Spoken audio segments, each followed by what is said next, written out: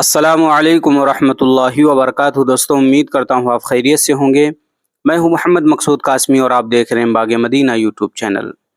دوستوں، میں نے کئی روز پہلے آپ کو اپنے چینل کے اوپر مفتی تقی عثمانی صاحب کا ایک خط تھا جو مولانا سعد کے متعلق لکھا گیا تھا، اس کو پڑھ کر کے آپ کو سنایا تھا۔ اس خط کے بعد اب مولانا سعد نے مفتی تقی عثمانی صاحب کو خط لکھا ہے، اس میں کیا کیا باتیں کہی ہیں میں آپ حضرات کو مکمل بتلاتا ہوں۔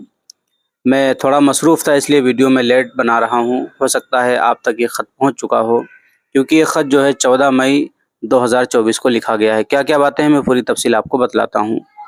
مربی حضرت مولانا مفتی محمد تقی عثمانی صاحب دامت برکاتہم العالیہ، السلام علیکم ورحمۃ اللہ وبرکاتہ۔ امید ہے مزاج عالی بخیر و عافیت ہوں گے۔ احکر کا جناب سے قلبی تعلق کی بنیاد پر مختلف مسائل پر مراسلت کا سلسلہ رہا اور جناب نے اپنے قیمتی مشوروں سے نوازا اور اصلاحات فرمائی۔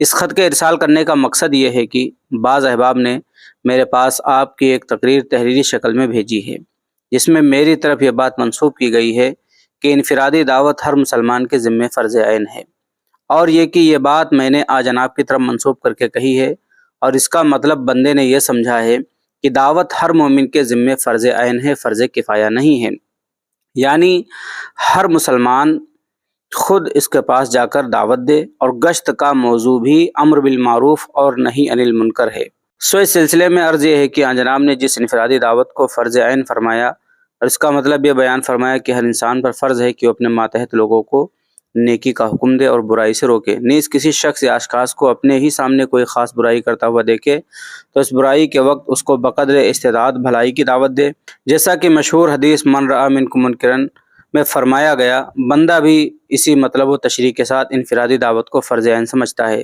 نیز مروجہ اعمال دعوت اور اس کے طریقے کو فرض عین نہیں سمجھتا، بلکہ اس فریضے کی ادائیگی کی شکلوں میں سے ایک شکل اور اس کے لیے معین و مددگار سمجھتا ہے۔ اگر جناب کی مراد سمجھنے میں بندے سے غلطی یا چوک ہوئی ہو تو اس کے لیے تہ دل سے معذرت خواہ ہوں، نیز آئندہ بھی بندہ جناب کی توجہات اور توجیہات کا طالب رہے گا۔ دعا ہے کہ اللہ تعالیٰ آپ کو صحت و عافیت کے ساتھ تا دیر قائم رکھے اور پوری امت کو آپ کے علوم و فیوض اور برکات سے استفادے کی توفیق عطا فرمائے، آمین۔ فقط و سلام، بندہ محمد سعد، مرکز بنگلہ والی مسجد، بستی حضرت نظام الدین، نئی دہلی 13۔ اب آپ حضرات کا اس خط کے متعلق کیا کہنا ہے نیچے کمنٹ کیجیے گا۔ پہلی بار چینل پر آئیں سبسکرائب بھی کر سکتے ہیں۔ چلیے دوستوں، پھر ملتے ہیں انشاءاللہ جلدی کسی نئے ویڈیو میں۔ السلام علیکم ورحمۃ اللہ وبرکاتہ۔